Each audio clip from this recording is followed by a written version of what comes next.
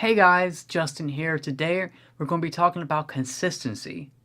Now, consistency is one of the most important things just behind going low carb and getting your blood sugar under control. Being consistent will help you find predictability and find those patterns between bolus and blood sugar that'll make it so that you can actually normalize your blood sugar and keep it within range even after you eat. Now, what do I mean by consistency? By consistency, I mean keeping your meals consistent, using the same amount of carbohydrates and proteins for each of your meals every day. That means if you have 0 grams of carbs for breakfast and 3 ounces of protein for breakfast, you want to have 0 grams of carbs for breakfast and 2 ounces of protein for breakfast the next day. If you have 5 ounces of protein at dinner and 10 carbs at dinner, you want to have the same thing for the next dinner the next day. You want to keep your meals, your breakfast, lunch, and dinner, the same amount of carbohydrates and proteins every day. Why is this important? It's important because carbohydrates and protein are the two biggest variables impacting your blood sugar and are the two biggest things that need insulin.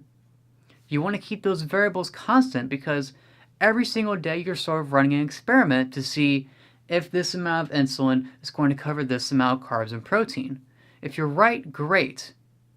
You want to be able to use that information the next day, and the only way to do that is if you keep those variables, the carbs and the protein, constant.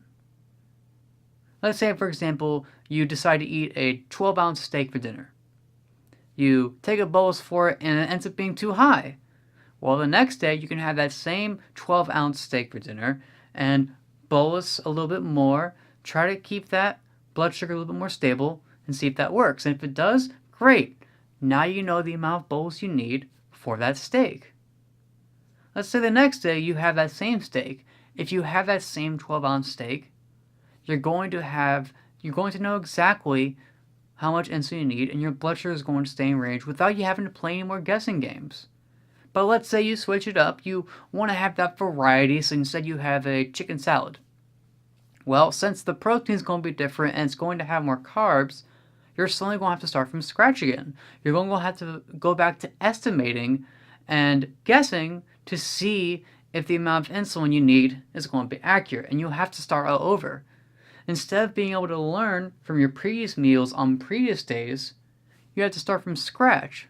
Don't just start from scratch. You can't actually predict your bolus better and predict how your blood sugar is going to be by keeping those meals consistent and keeping those variables constant in order to establish predictability and establish a pattern. Now, this doesn't mean you have to eat the same thing every day. You can still have some variety. All you have to do is keep those carbs and those proteins consistent. And it doesn't have to be exact. It just has to be close enough. Let me give you an example. Let's say you make a meal plan where you want to have 3 ounces of protein for breakfast and no carbs. You want to have 4 ounces of protein for lunch and 5 carbs. And you want to have about 6 ounces of protein at dinner and maybe 10 carbs. How do you go about this? Well, for breakfast, on the first day, you could have an omelet, as long as it is 3 ounces of protein there. For the next, you could have some steak and eggs, as long as it's 3 ounces of protein. And the third, you can have just bacon, as long as it's 3 ounces of protein. Given that, if you keep that variable constant, you should expect the same amount of insulin needed and the same amount of effect. So you'll be able to actually fine-tune your regimen and keep that blood sugar at a flat line. Same thing for lunch. For lunch, you could have a lettuce wrap, or you could have a chicken salad, or you could have a sandwich with some low-carb bread, as long as you keep that protein and you keep that carbohydrate total consistent. Same thing with dinner. You could have steak and asparagus one night. You could have a hamburger with a lettuce bun. You could have pork with broccoli. As long as those carbs and that protein amount is the same for those dinners, you should be able to tell very easily through the meals of the past what works and what doesn't, and keep that blood sugar at a flat line. So that's the tip I have today. Be sure to keep those meals consistent. Bernstein recommends a 6 by 12 by 12 rule, 6 carbs at breakfast, 12 for lunch, and 12 for dinner. But the numbers don't really matter. The important part isn't the numbers, but the concept of consistency. You can have just 2 meals, even 1 meal a day. You can have 0 carbs or 5 carbs or however much you prefer, as long as you're keeping it low carb and as long as you're keeping it consistent.